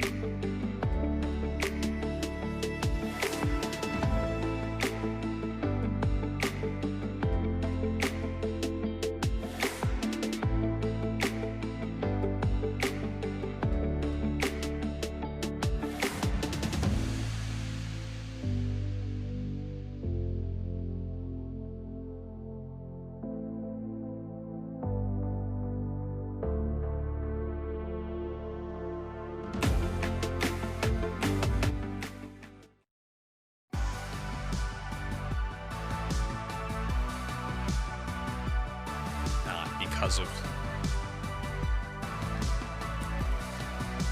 And welcome back. What a crazy early one. And Diego E, one more time, everybody, for the young man. Well 5-0 on the day. Very, very nice performance. And now we move on to our second match of the day, and it's a huge one. Spacestation Gaming and Misfits both undefeated. SSG a chance to go 3-0, or 4-0, and then Misfits going 3-0, which would have a win over the only other team that could match them in record, which would mean if Misfits wins today, they clinch first place. So it's essentially an early playoff round matchup. Yeah, and this is a squads. really, really exciting matchup. I mean, we've got great 2v2 duos that have gone back and forth. You know, AC and RF are coming off of getting swept, which is kind of surprising after what we saw out of their first two matches. But then on the other side of it for SSG, Lapacati has been playing out of his mind. One of my favorite sayings that people hate that I say, but I love saying it. He's been playing out of his mind. He's 6-2 in that 1v1 set. He's 3-0 in sets. I mean, that's the guy that you were happy to have carrying your squad there. So I'm just so excited here because both these guys, I mean, Airsurf has been playing really well, but he hasn't been as perfect as Lapo. Well, the big question for me is this opening 2v2 set. You know, it's going to be AC and RF. You know, it's going to be Razor and Dip. And AC and RF have been brilliant. Razor and Dip looked great in their first set. And then second set, there were a few mistakes, a few misplacements, a few double drops.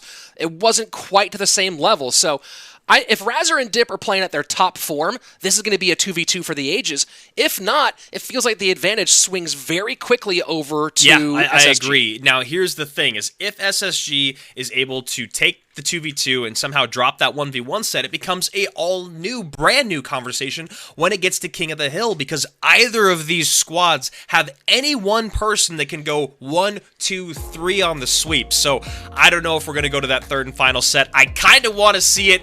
Two undefeated squads, Space Station Gaming, facing off against the Bad Bunnies, Misfits Gaming.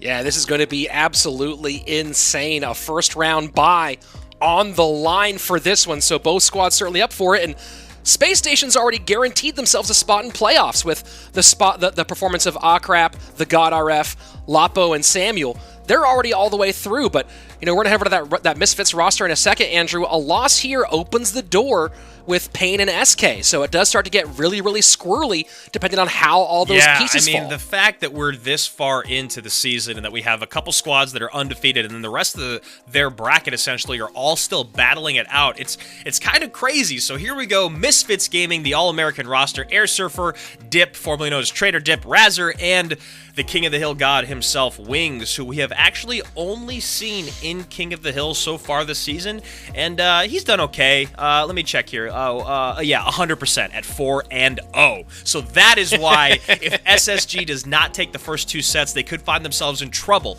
in that third and final set going up against Wings. I almost called him Kings because he's the King of the Hill god. Well, look at these 2 King of the Hill lineups if we get there. Air Surfer, Razor, Wings, RF, Lapo, and Samuel. It's absolute insanity, absolute pandemonium.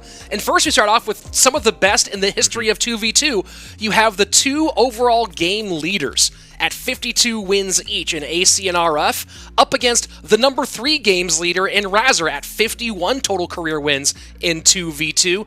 The big question here is how well do Razor and Dip work together today against the winningest duo in 2v2 history? Here we go, and I actually wanted to talk a little bit more about Dip because we were talking so much about Diego E and a guy that really struggled early on. Dip is a guy that finished last season with NRG at 22% win rate overall, but already this season he's proven, we already know he's a great analyst, but he's proven he's found a great home here in 2v2 with one of the all-time greats in Razor. Yeah, and again, it's one of those things. We talked about this early in the season. I think Razor's the single most underrated player in CRL coming into this season, and he's shown why he gets that moniker from us, right? Over time and time again, between what he can do in 2v2 and then the values provided throughout his career in King of the Hill. 4 sweeps to his name, and also a great positive attitude. And you and I have mentioned before how we think that this team, part of Misfits having success this season, is that the overall attitude seems to be at such a high level, maybe a bit of an improvement over the feeling and emotion amongst the team. There's a reason why they talk about emotional players in every single sport. Why not talk about it here at Esports with Clash Royale? Having that kind of guy on your squad is very important. Having a guy on your squad like that plays like this is a godsend. So looks like Spacestation going to be going Graveyard most likely. That's kind of what I was thinking. With the P.E.K.K.A. You and I talked about why the Skeleton Barrel was banned beforehand. You go, look, man, they don't want to deal with that double bait deck. And honestly, it felt like the double bait struggled the most against Graveyard. Yeah, this is curious, and a nice little bit of counterplay on the right-hand side. Lumberjack up in front of the Battle Healer, and she gets just enough to get the Brawler off the board, and now a raged up bit of counterplay coming on the right-hand lane. Really nice management there of positive trades from Misfits, Dip, and Razor in order to come out of that on top and basically even an elixir here with AC and RF. Lumberjack, a really interesting addition to this deck, assuming that they are going in the Graveyard direction. But maybe putting their opponents on Royal Giant. Now they have the P.E.K.K.A. on one side, and so no, it's Ram Rider rather than Graveyard with the Lumberjack, and that's why I was curious about the little rage carrier. We're asking why Firecracker is in this deck with Royal Giant. One thing to think about here, guys, is when Firecracker's behind the Royal Giant's up close shooting on the tower, that Firecracker gets a lot of splash damage that also connects to the Princess Tower while cleaning up units that are supporting the defense, taking out the Royal Giant. So that's why you see Firecracker together with RG a lot. And you see it here with 2 tanks in front of it, possibility, right? You have the Royal Giant possibly in front of it, and the Giant Skeleton, so 2 big, beefy troops that Firecracker can just hang out behind. And, to add to your point a little bit more, Andrew, you're not worried about King Tower activation with the Royal Giant. Very good point. Here we go, 833 down to 765. Firecracker putting in work here at the river, making that Mega Knight leap all around. And look at that, Kite City. Absolute Kite City, but the Battle Healer trying to win the bridge battle, can't get it done. 765 right-hand side, Misfits with a good lead going into sudden death. And that was a lot of healing coming down with that battle healer that was dealt with very well by Misfits by just that Royal Delivery. Once again, the Royal Delivery doing so much work defensively. Miner does get on tower in the back. No poison to take off the firecracker and the bats there in that moment. 765 still on the right-hand side. 1534 for Misfits in that same lane. Quick and high to make sure that firecracker doesn't shoot on that Dark Prince, getting a little bit more chip damage on Princess Tower, keeping this thing away from a safe spell cycle range, knowing that they have Earthquake and Log. Lumberjack high on the Musketeer, and these final minutes going to be difficult. Ram Riders can't seem to find a way through between the cage and the delivery and the log. All that knockback just forcing her to hang out with the rest of her support troops and get DPS down by all of this damage that Misfits are able to put down at the bridge. All those things that you talked about with the knockback, if any of that doesn't stop it, guess what does? The Giant Skeleton up high, because we found in 2v2 the Ram Rider is most successful behind either the Giant Skeleton, the P.E.K.K.A, or the Mega Knight, right? You need that massive tank on the front end to soak up all the damage that's going to go to that Ram Rider. However, in this situation, no way, no how. So here we go, taking a look at the stats provided by Stats Royale, and you see the big difference here. A lot of spell work and a lot of building work out of Dip and Razor. You know, it's looking at the other side, just wasn't as involved for AC and RF, and with the delivery, the cage, the log, those three able to completely control that bridge fight, and that's where you're seeing that spell and building elixir difference between these two sides. Let's go ahead and take a look at a little bit of the action there, Andrew, from game number massive difference here is the cycle, right? How quickly you're able to get back around. It felt like even though they only had one Royal Delivery, that thing was always coming down when they needed it. So here we go, talking a little bit about bridge battles. Things here to look at is that Earthquake coming in. You see the Lumberjack comes across very easily. This is the bridge battle that I'm talking about. A lot coming across with a couple Firecrackers and a Royal Delivery. It evaporates. And then they also couldn't seem to get to the Firecracker. The Miner you see coming in late on that one on the right-hand side. Weren't able to use poisons to get those Firecrackers off. That was just a nightmare for them as well. So it all came down to the bridge battle, and Misfits with a pretty good win there. And just for those of you keeping along with the numbers, Razor now has tied AC and RF in total 2v2 wins. So the three winningest players in 2v2 all going head-to-head one more time here in game number 2. It's a battle for the top in this opening set right now. The thing that we're looking at now is that, you know, AC and RF came out 4-1, but since then have gone 0-3, and we saw this a little bit in the prior season in the fall with CRL, was them starting off hot and then kind of finding a hitch in their get-up. So maybe this is a moment for Misfits to really capitalize, take the set, put themselves in a great position. If it's AC and RF, you don't want to get in that slump again, because we've seen it almost every season where there's just a little bit of time there where they're not clicking on the same page. Problem is this season is way too short to have that. Yeah, they do have the bit of a luxury at 3-0 so far that they're not worried about being knocked out of playoffs yet, but that first round bye is so massive. You say, I mean, not only are you getting the advantage of not having to risk a loss and being knocked out, but on top of that, the amount of your deck pool you don't burn through, and this is all, playoffs are all in July, so we'll be dealing with a new meta, new balances. They get to sit back and watch whoever their opponents are expose deck pool going into that first round, and then into the second round with that advantage. So this is a really, really important match, even if you have playoffs clinched. Another thing about Space Station is they are very, very good in head-to-head play, but they're also a squad that relies a lot on having a great 2v2 duo, right? So when you look at that playoff format, there's only one chance for your 2v2 duo to go out there and take a set. Otherwise, it's a lot more head-to-head play. So here we go. Giant Night Witch, Dark Prince left-hand side, and looks like AC and RF might have just gone copy deck here for they like the way it worked against them. Maybe they're thinking they can put it to work here. And I actually really, really like this deck synergy as well. I mean, and there you go. You get the Giant Skeleton up in front of the Royal Giant. And this could be a lot of trouble here for Misfits. That mini P.E.K.K.A off the board very quick. Yeah, looks like AC and RF recognizing a little bit low on Elixir, maybe not having the defensive cards they want in Cycle. This is a huge chunk of damage early. Ewiz in support. And the Ewiz 1089 stops the counter push. 1089 as you just said, and not a lick of damage on Space Station side of the map. Nightwitch cycled now away from that damaged tower. We'll see if Misfits try to make this game take place in the right-hand lane as much as humanly possible, and there you go. Giant down as well, so let's see if Misfits can control where the action takes place now that they're down by a significant margin as we reach the midway point of regulation. You know, you're not going to win it on the left-hand side. You're already at a massive deficit there. Let's see what they can do on the right, and if this gets to a two-tower game, they'll deal with it when they have to. Ewiz protected by the giant skeleton, so completely healthy, giving support and stopping this right there. And look at this, talking about that firecracker. Helps one direction, goes the other direction. So very frustrating.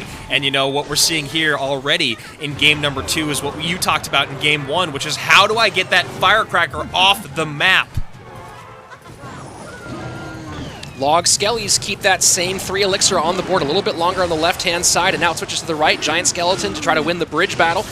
Inferno Tower low, raged up Giant trying to make its way to the tower. Heal Spirit keeps everything in place so that Giant Skeleton Bomb has time to go off, cleans up a massive counter push at the river coming in from Misfits, Razor, and Dip, but Crap and the God RF are playing this very, very well in game 2. We've seen Razor and Dip use the Rage spell a little bit when they're trying to get, once they get across the bridge. So we'll see here. So notice they're using it a little bit higher this time. No, that's, yeah, using it, oh, that's the Lumberjack drop. Using it on the left-hand side now. Ooh! And they're going to get some damage here with that rage. Yeah, that rage comes in just as you're talking about it. Getting tanked for by that Giant, was that 2 or 3 mini P.E.K.K.A swings, now all of a sudden in the lead. Yeah, just as the Lumberjack dropped his rage on the right-hand side, the rage on the left-hand side, and now doubling down. Giant. So they're choosing to use it for breakthrough rather than using it necessarily to win the bridge fight. Fireball in. Ewiz now to work on the Baby Dragons. A lot of trouble. 405 on the left-hand side. Spacestation Gaming, I am not feeling good. Giant doesn't get a hit, but that's a massive, massive save. However, Fireball, Log, Lightning, Poison, those are all available. Can they stop this Royal Giant push? Space Station trying to break through. Oh, one my RG hits, other goodness. one does not. 209. I think this is it. Oh my That's not word. enough. Fireball That's not won't enough. do it. Fireball won't do it. Oh my god. Misfits sweep AC and RF.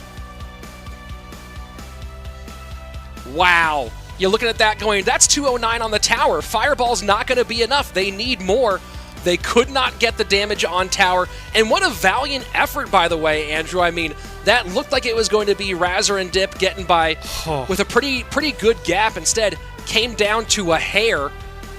8 HP. Man, that math will do you sometimes. I'm so happy that if you go back and you're watching that VOD, you're literally talking about the Rage spell as it pops off in the left-hand lane. Yes, the Lumberjack drops one for AC and RF on the right, but that Rage coming in on the left-hand side gets that mini P.E.K.K.A to the tower and does an insane amount of work. But you want to talk about insane amount of work, this is the first offensive push that came out from Space Station.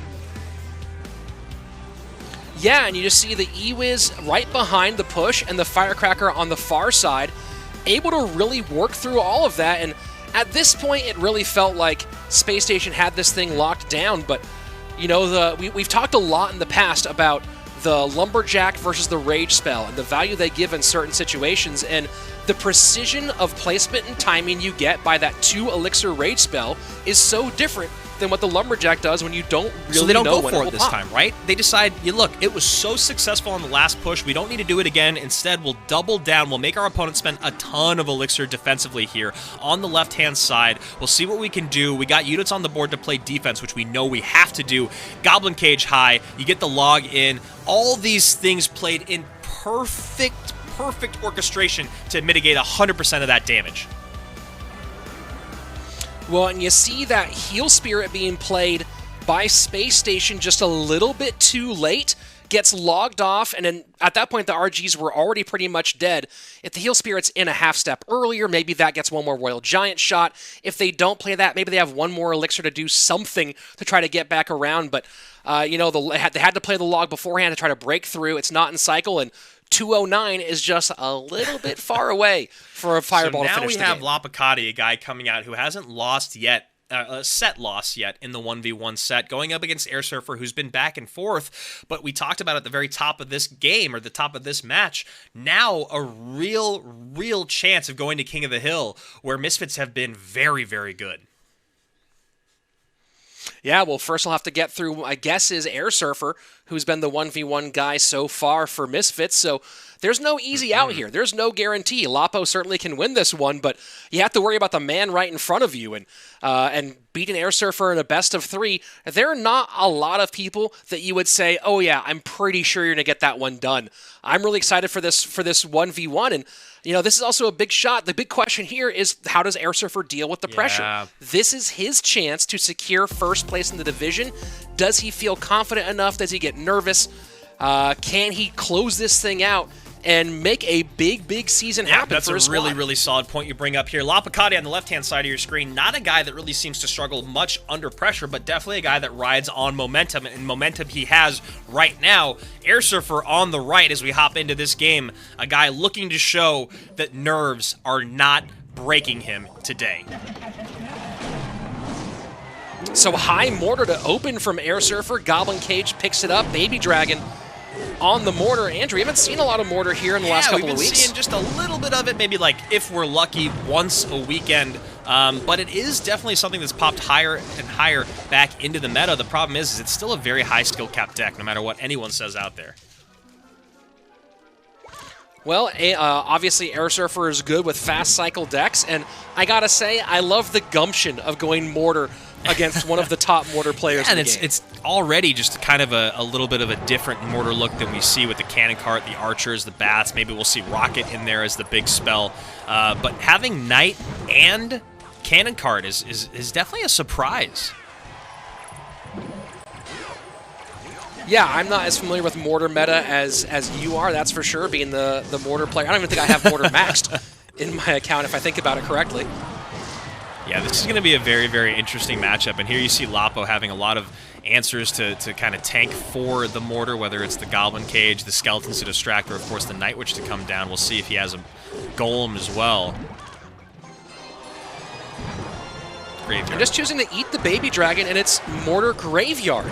And so I was wondering about that Cannon Cart, just as you were saying, Andrew, and there it is, a mortar GY Cannon Cart deck from Air Surfer. Okay, why not? I'm here for it. I feel like I've seen this deck maybe once ever in my life, but I have seen Mortar Graveyard before, but I felt like it was one of those screenshots you see on Twitter, and you're just like, how is this real? But here we go. Let's see if Air Surfer can make it happen here against who you said, one of the best Mortar players in the game. Well, this certainly changes the math a little bit, being a graveyard deck, and now we have that more clear explanation for the Cannon Cart, obviously. And this does create some interesting defensive opportunities for Air Surfer, although so far that mortar has been all offense. So here we go, mortar down again, Cannon Cart to tank at the river. Night Witch in the back, but still a lot of great damage coming in here for Air Surfer. Yeah, I wonder if that Bats was to force Lapo to hold on to the snowball a little bit longer, or force him to decide where to place it. Bats high trying to get tanked for by the Graveyard, and the pressure right now from Air Surfer is just and it's relentless. great, right? Because now you have the Knight tanking for the Graveyard, then you have the Graveyard tanking for the Bats plus Archers. All that really put together very nicely by Air Surfer, and Lapacati having a very difficult time trying to put any semblance of offense together.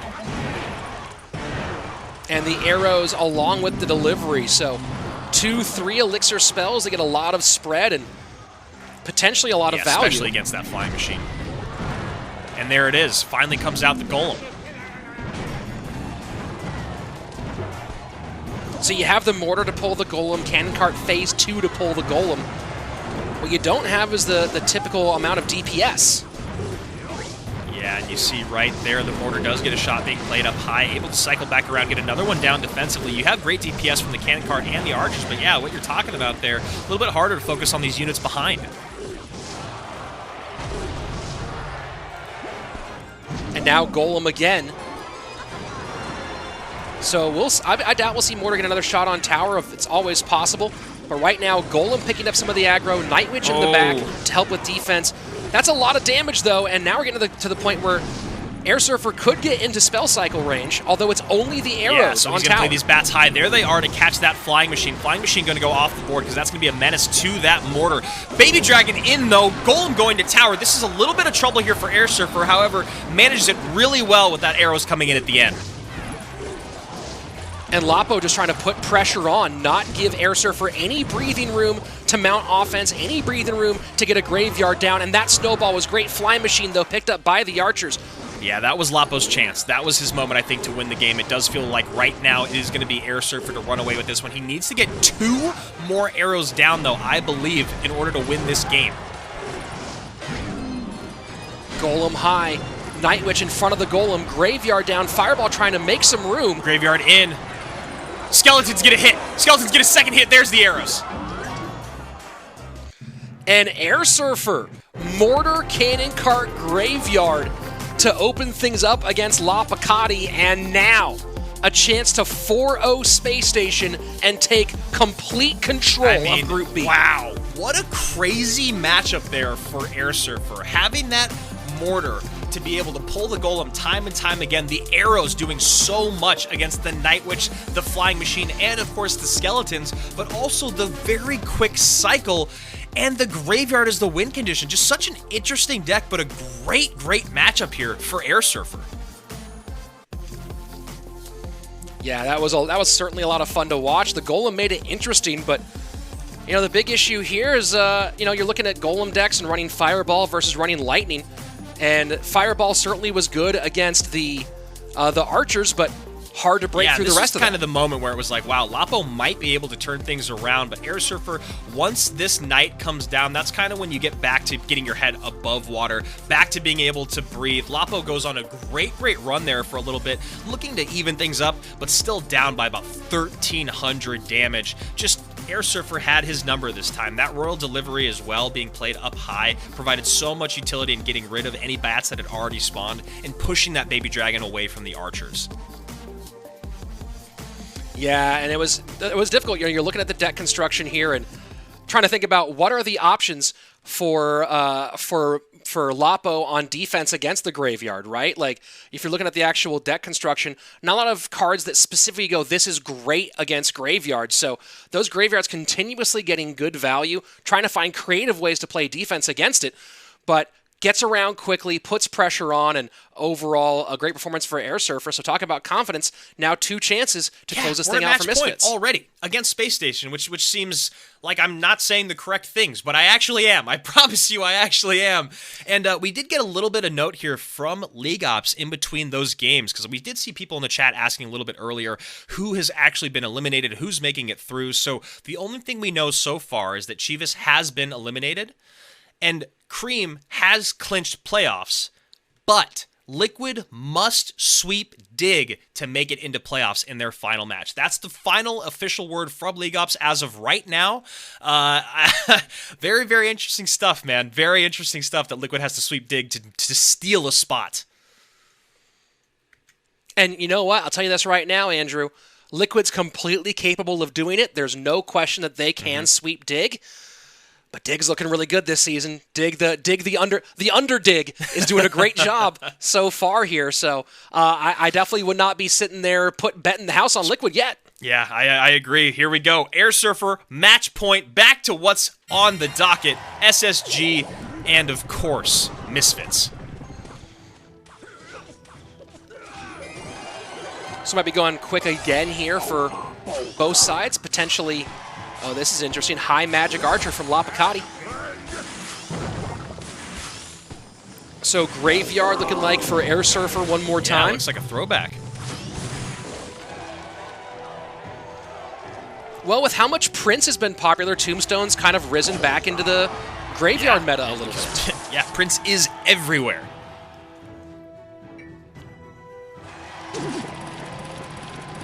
So quick little bit of cycle start. And Miner picked up by the Dark Prince.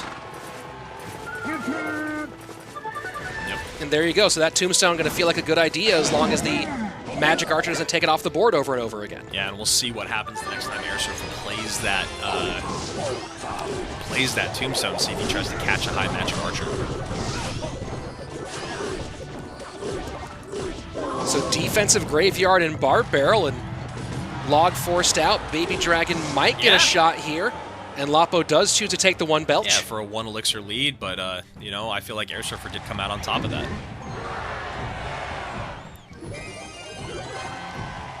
So 2 high ladder players, Lapacati personal best 85-64, Air Surfer personal best 84-87. And of course, don't forget Air Surfer's 3 #1 finishes. And there it is, the high Baby Dragon to catch the Magic Archer this time. Air Surfer was waiting for it, and Magic Archer going to go off the board. And now that Tombstone paying dividends. Yeah, a nicely timed log, but the Ice Wiz and Dark Prince with the Baby Dragon all together will do enough to hold down, and now a quick 2 elixir to try to take Baby that Dragon graveyard. sneaks in front of the Barbarian, so Barbarian actually does get a shot in on the tower, but Barb doesn't tank for the Skellies. Now Skelly's taken for the Ice Wiz, Air Surfer in a good spot, and then the Poison comes out to clean up the Magic Archer. Air Surfer pulling away. It's now you see Lapo switching lanes, trying to say, hey, all right, that tower's in trouble, let's make the game take place somewhere else. Sets up Giant Prince. So what we'll probably see now is Air Surfer doing exactly what you're seeing here, and then we'll see quick, cheap 7 elixir graveyards in the opposite lane with a graveyard and then a barb barrel. That Prince shield is causing a lot of trouble for Lapacati, and he's having to use the log in other ways, but not one way he'd like to, which is to get that Dark Prince shield off before the Prince Lance hits for his side. So the Dark Prince really creating some issues for whether him it's so the far. Dark Prince or those skeletons, just seems like Air Surfer had Lapacati's number today. You know, both times having really, really nice matchups for what Lapacati's bringing out. And you can see that just by looking at the damage. Lapacati's not playing poorly. Air Surfer just has a better deck to match this and is playing perfectly. So final minute 40, we'll see if at any point Lapacati can rip that shield off, and this time going to go Magic Archer, trying to get onto that Tombstone. But the 2 Skellies distracted, and then the Ice Wiz gets high enough, so Tombstone's still on the board, Bridge Battle lost, Log not doing damage on tower, and another opponent graveyard down. And Zach to clean up some of those skeletons, Magic Archer way in the back, but the damage piling up, and now the lane that Lapo switched to, the lane that's in trouble, final 70 seconds, Air Surfer very close to clinching first place for gets Misfits. another swing in, poison value given because you had to drop that Magic Archer if you were Lapacati to help clean up the graveyard. 481 on the tower in the same lane that you're working towards. A lot of things going wrong here for Space Station. Lapacati desperately trying to find some way to maybe steal this with a Prince on the opposite side. Back to Tombstone again one more time, though, is Air Surfer. Yep. That's going to be it. Poison in, just need that NATO. And there you have it. Wow. Andrew. I had to steal it, man. I had to take it from you because I don't really have words. If you look at the board, you see 4 red crowns, and this was not a game where Space Station was going, look, we don't need it. We already clinched first place. We already got the first round bye. They wanted this win today, maybe even more so than some of the other ones. And Misfits goes, no, no, no. That's my first place trophy. Yeah, that's absolutely huge. And, you know, we did a little preview video before this season, Andrew, and this was the team that everyone talked about as being the potential spoiler squad. Misfits was the team we looked at and said, hey, maybe these guys can upend everyone and take control, and here you go. Misfits now 4-0 Space Station and gets the first round bye. And you got to know that whole squad's got to be so excited right now. 110%. Hats off to their coaching staff as well. I thought the decks that they brought out, 2v2 and 1v1, were basically exactly what you hope for, right? You have excellent matchups, or at least you don't have unfavorable matchups. But when you look at this 1v1 set, Air Surfer really had Lapacati's number today. And, you know, we're looking at the replay of all these other events, but one thing you can just focus on is just look at the tower damage. Look at the health on the towers. There's no way for Lapacati to win this game. Yeah, that was pretty brutal, pretty locked down, and pretty nice for Air Surfer. So you want to talk about those nerves? You want to talk about how he performs in big, high-pressure moments? Well, here you go. This is a big pressure moment. they were either going to win the division or be at risk for losing a playoff spot, depending on the action of the rest of the division. And Air Surfer locked it down. Very, very nice 4-0, and a nice performance also for the 2v2.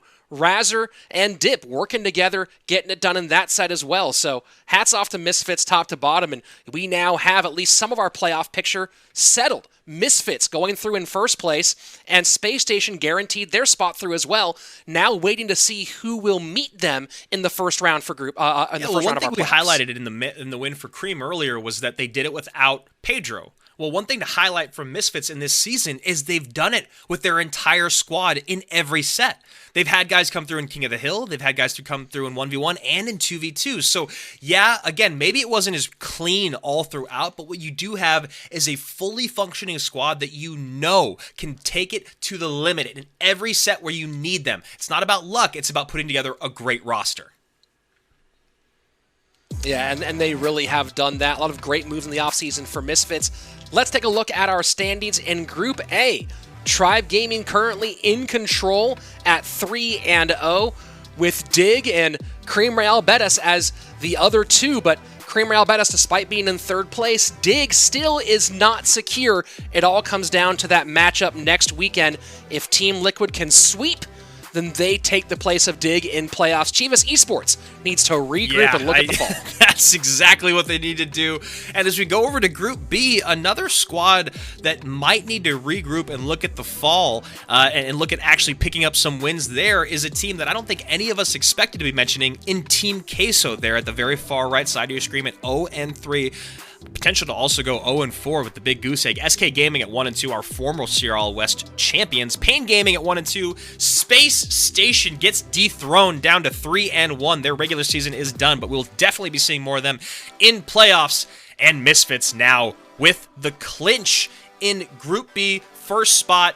You said it in the preseason, Rich. You said it in your video. Hats off to you, man. Misfits Gaming with the massive upset. They had a really, really high ceiling, but also a really high floor, and that's what you want with a squad like this.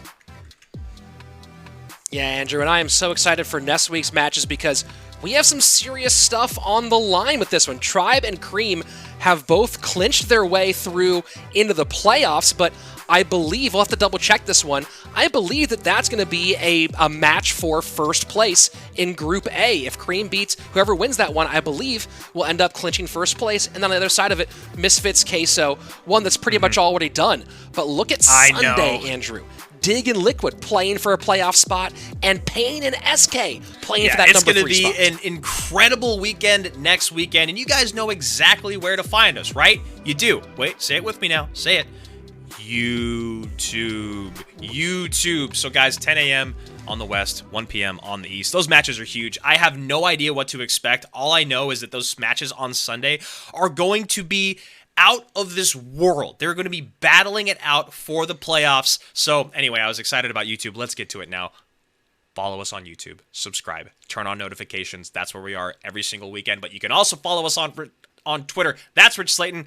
I'm Andrew Guy. But more importantly, follow at Esports Royale, EN, for all the most up-to-date Clash Royale competitive news. And of course, speaking of CR competitive, I was reading the chat and I saw a lot of people with Fs in the chat and a lot of people freaking out over how well their Fantasy Royale did. If you picked SSG like me, you might be a little disappointed, but you got time to trade, you got time to drop. Tuesdays is when things open up. Saturday mornings is when things close out. And again, you'll see these stats updated every single night. So get your roster set so you can win those 1,000 gems. Yeah, I definitely might have taken a little bit of bath today, so I'll have to go and check that one out on the back end for my fantasy. Andrew, here we are, going into the final weekend, and it feels like it's going to be the same thing we've seen the entire way.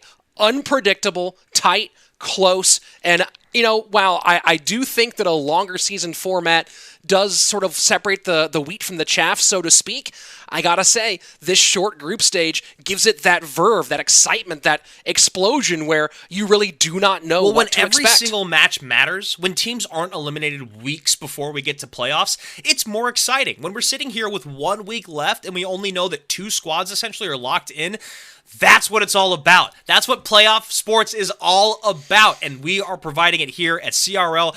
I don't know. We got 3 positions to still be decided, or 3 matches next weekend that are deciding positions, and I don't know what to expect in any of them, and I also know that Misfits is still going to want to end 4-0, right? When's the last time Misfits looked like this going into playoffs?